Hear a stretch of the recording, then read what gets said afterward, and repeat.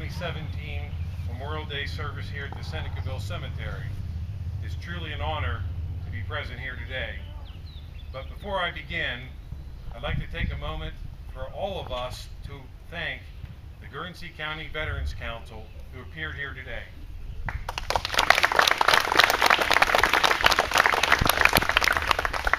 For all of those who've had the unfortunate experience of having to attend the funeral of a military veteran, you see them with all the countless hours and the number of times they were there to serve our county. It's truly an honor to be present with them. I know they were in Cambridge this morning and they're going to Byesville after the ceremony here, and I thank them for their service. And while I'm on that point, I would ask any veteran here to please raise your hand. Raise your hand. Let's give a round of applause to the veterans here.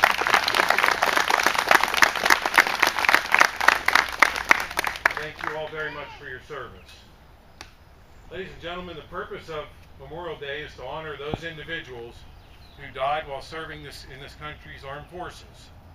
The difference between Memorial Day and Veterans Day is not to be confused. Memorial Day is the day of remembering the men and women who died while serving. Veterans Day celebrates the service of all U.S. military veterans.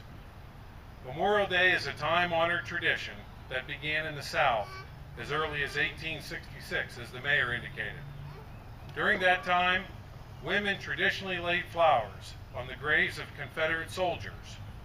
Nearby, where the graves of Union soldiers were, they were neglected because they were the enemy. Disturbed at this sight, those same women placed some of their flowers on these graves as well, and thus the tradition of honoring those who died in service began. The practice was known for many years as Decoration Day, and I recall my father for years calling it Decoration Day. Memorial Day did not become the more common name until after World War II, until it was officially declared by Congress in 1967, renaming this federal holiday. Many of you remember Memorial Day being on May 30th, but Congress later changed that to the last Monday in May, making it a 3-day holiday weekend. Some would say that undermined the very meaning of this day. Quite frankly, looking around at the number of people attending here and the number of people that attended in Cambridge, I don't think that's true in Guernsey County. I think in Guernsey County we remember what we're supposed to remember. When one considers the amount of men and women who've given their lives in service to this country, it is utterly staggering. And there are a number of facts, as the mayor indicated. There was more than 620,000 citizens, both Union and Confederate, who died in the Civil War. More than 116,000 in World War I, more than 405,000 in World War II, more than 36,000 in Korea, and more than 58,000 in Vietnam.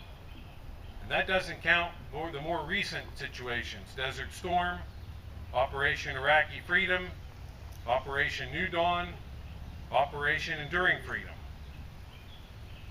When considering World War II alone, there were more than 82 men from Guernsey County who paid the ultimate sacrifice.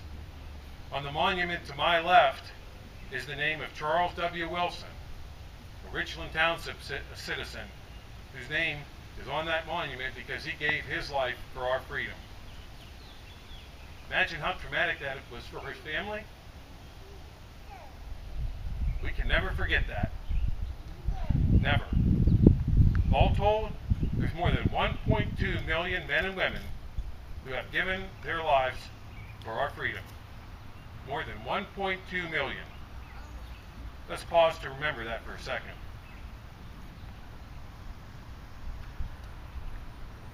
It's fitting that this ceremony is here in the cemetery.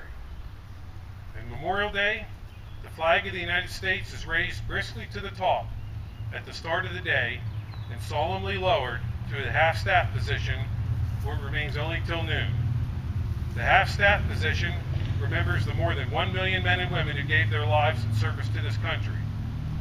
At noon, their memory is raised by the living when the flag is raised to its point, so that their sacrifice not be in vain, but to rise up instead and continue for liberty and justice for all.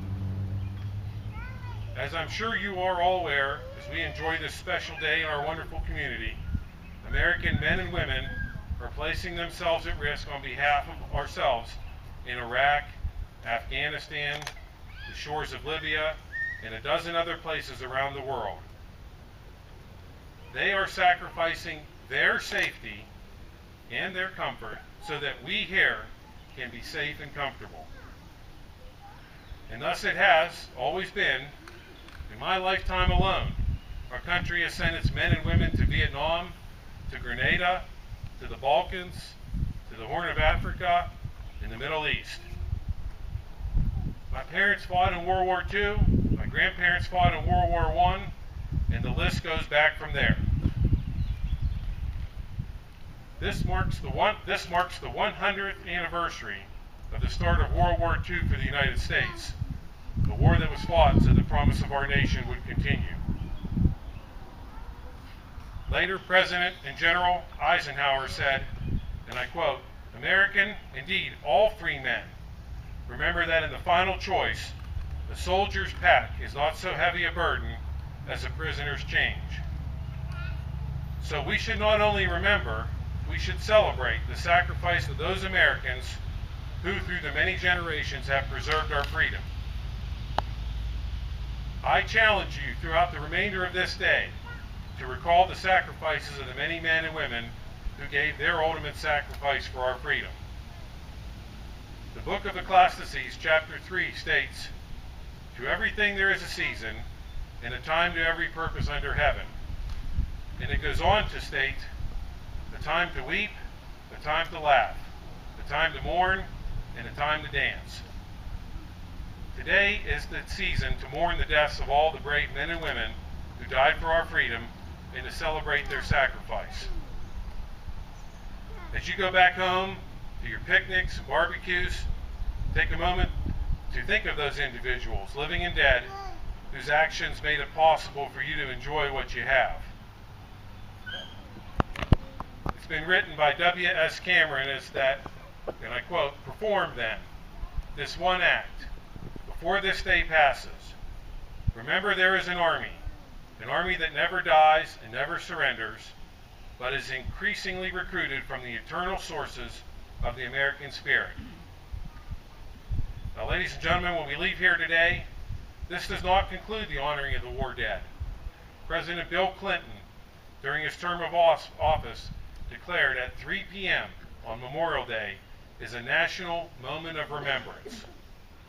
I would ask you, and in fact I recommend that you do this, take your time to stop what you are doing at that time at 3 p.m. today and honor those who have sacrificed everything for our freedom.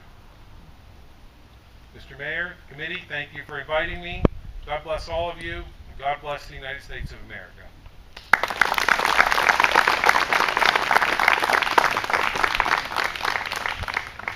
Thank you, Your Honor. We greatly appreciated that you've been here, and it's an honor to have you here in Senecaville on behalf of all the village residents. Thank you. Thank you very much.